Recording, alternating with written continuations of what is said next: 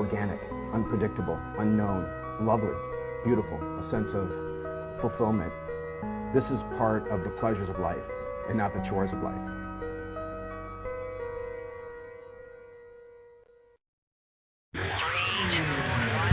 Coming up on Daily Iowan TV, we sit down with President Sally Mason for an exclusive interview to answer our questions over how the university has handled the Peter Gray scandal. And Black Friday frenzy, some people stand out in lines for days for the deals, but this year, deals are coming early. We have all the details.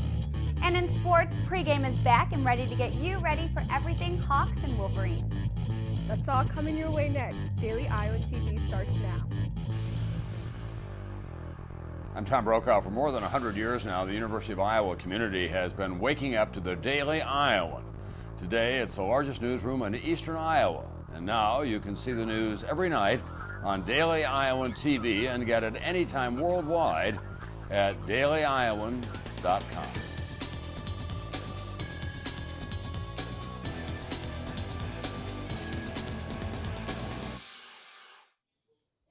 Good evening and welcome to your Thursday edition of Daily Iowan TV, your news, weather, and sports broadcast for everything Iowa City. I'm Reed Chandler. And I'm Muriel Kone. And we start tonight during an exclusive interview with the Daily Iowan on Thursday. UI President Sally Mason was tight-lipped about Peter Gray. Gray resigned last week after an internal investigation alleged Gray touched student-athletes improperly and engaged in other inappropriate behavior. Mason commented on the allegations, saying, quote, "We are asking more questions. As soon as I finish the fact-finding, I should have some pretty clear indication I could share with everybody about where we're going to head," end quote. She also said she is reviewing the way incidents like Gray's are handled by the university. We do everything possible to find out as much as we can about candidates that are applying for jobs here at the university. Obviously, we believe we're doing a good job of that. I need to make sure. So we can do an audit and we can find out more about exactly how hiring practices are conducted here, and we'll go from there. Mason met with the Board of Regents Thursday morning to discuss the accusations against Gray. She had no comments as to what was said during the meeting. And now we'll turn to Rebecca Swipes for a look at the weekend weather. Now, Rebecca, we've had a few below freezing days. Will we be seeing more freezing temperatures for the weekend? Well, Muriel, I know we have had some cold days this past week, but luckily we won't be seeing any freezing temperatures for at least another week. Now, let's take a look at tomorrow. In the morning, we will start out with a brisk 33 degrees, so even though it isn't freezing, you will still want your coat. In the afternoon, we warm up to about 49 degrees with sunny skies. Then into the evening, Iowa City will cool back down to around 36 degrees, with no clouds to speak of. Now, looking into the extended forecast, the weekend should actually be pretty nice, so enjoy it while you can. It might be the last one we have for a while.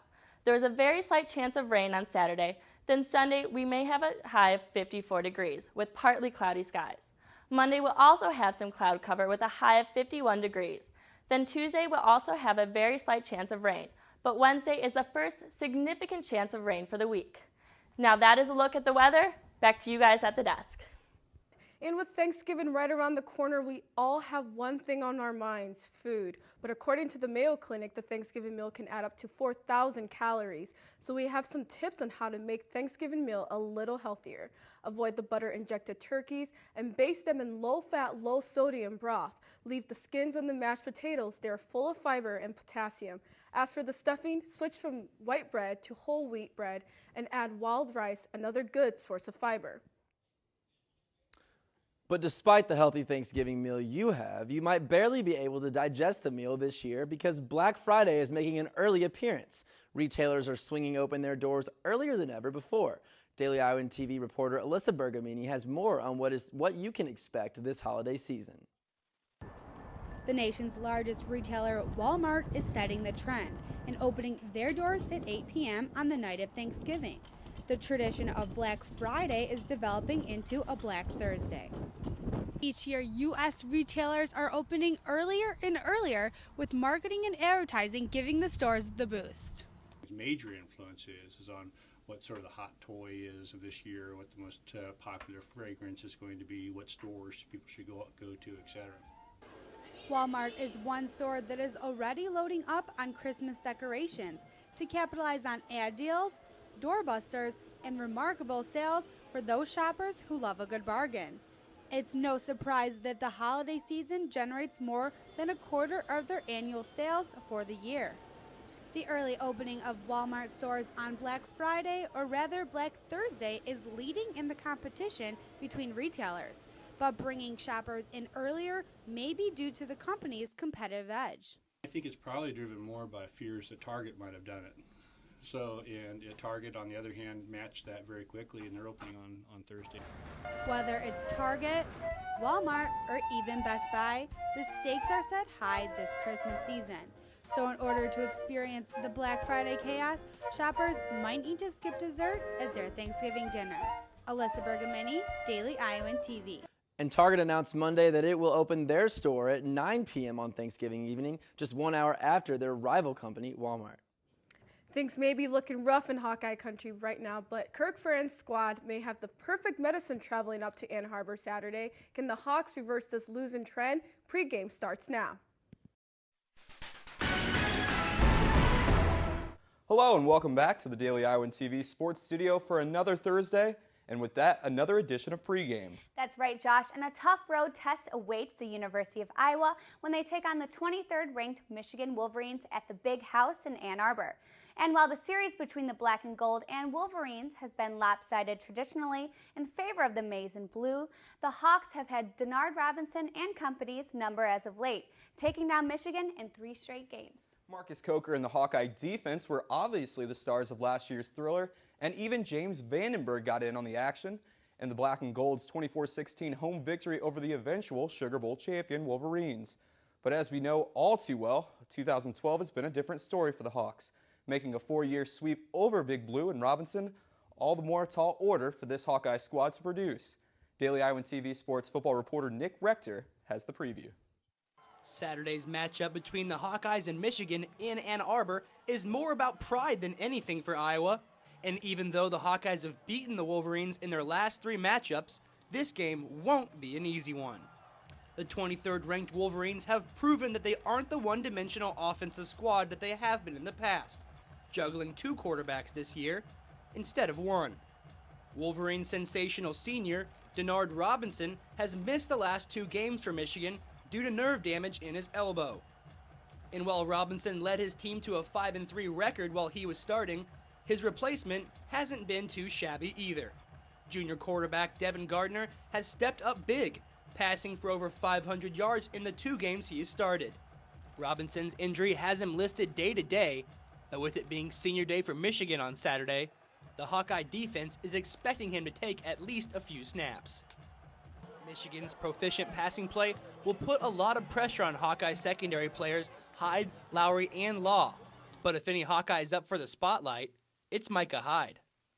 It seems like every year Iowa's going to have one of those guys you got to watch out for, and Hyde is that guy right now. And so he's a guy, a senior that Michigan's seen a couple times. He's not a new face, but like you said, he's a threat. And the special teams is an area where he could really, I guess, do some damage because Michigan hasn't been strong there. If Iowa wins, they'll regain a little bit of that pride that they lost this year. If they lose, then the season might as well be over. Nick Rector, Daily Iowan TV Sports. Thanks, Nick. We heard a little bit of his take on Micah Hyde earlier, and now we bring in Stephen Nesbitt, sports editor of the Michigan Daily. Back on the line in an extended 2-minute drill to discuss Iowa-Michigan this weekend. And Stephen, like Iowa, your Wolverines have dealt with injuries all season long. But unlike the Hawks, Michigan is in contention for a trip to Indianapolis. Why have your Wolverines played so well in the absence of Denard Robinson? Yeah, that's a good question. Denard Robinson went down 3 weeks ago now against Nebraska. Michigan filled in with Russell Bellamy, a redshirt freshman. And that didn't go very well. He completed, I believe, 3 passes in 16 attempts the rest of the game, and he's been out since. Haven't been given a real reason. Speculation is that it's an injury, but in his place is former 5-star quarterback Devin Gardner. He's a junior now, was playing wide receiver this season, platooning over there, and was doing quite well. He was leading Michigan in receptions and receiving yards. So he moved back to quarterback, his natural position, and he's done quite well the last few games. And it's not just the offense that has played well for your Wolverines. The defense has also played extremely well this year in Ann Arbor too. And the players really seem to enjoy playing for a guy like Brady Hoke. What makes this your head coach such a great defensive mind?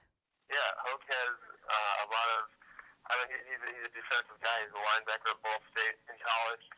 He loves talking about the trenches and the guys on offensive line, defensive line, and defense is his thing. He called himself a defensive coach as head coach, so he loves that type of stuff. Basket every week. Tonight's no different. Who you got in this one, Steven? Big Blue or the Black and Gold? Yeah, well, it's a tough one. It's a tough one to call. Michigan's offense has been steady even without Denard Robinson. So they've been putting up, about 30 points every game.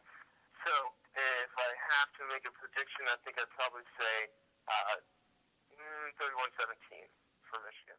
Thanks, Stephen. And one of the reporters that will be joining Stephen in the Big House's press box this weekend is Daily Iowan football beat reporter Torque Mason, who our own Ian Martin happens to be standing with in the newsroom. Ian?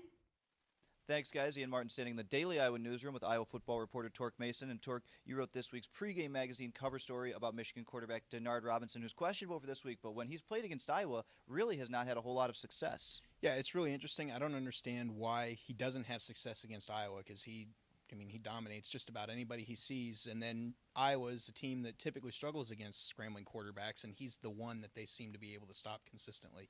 But the Wolverines' backup quarterback, also kind of a scrambler, a little bit different, as you and I were talking about earlier. He's maybe more able to scramble on a pass play that's broken down or something like that. Devin Gardner, he could be a threat to the Hawkeyes. Yeah, he seems like this year he's a little bit more polished as a passer, maybe. I mean, I know that sounds odd for somebody who's not a starter, and Robinson's obviously a 3-year starter, but this year Robinson's struggled a little bit with his mechanics, kind of throwing with his feet not set, and leads to some off-target throws, where Gardner seems to be a little bit more mechanically sound right now, and he's had success these past few weeks. He's had success, but Iowa's had success against Michigan recently. Hawkeyes have won the last 3 games against the Wolverines. Thanks a lot, Torque. Make sure you check out his story in the Pregame magazine. Back to you guys in the studio.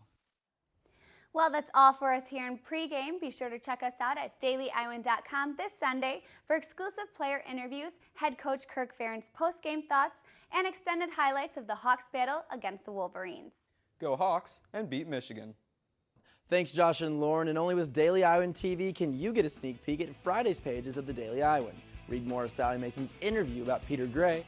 And also read about the first meeting of the Iowa City's new diversity committee. And that's your latest edition of Daily Iowan TV. Daily Iowan TV will be on a week break for Thanksgiving, but we will return next Sunday, the 25th, at the same time, or you can check us out online anytime at dailyiowan.com. Thanks for watching and have a great Thanksgiving.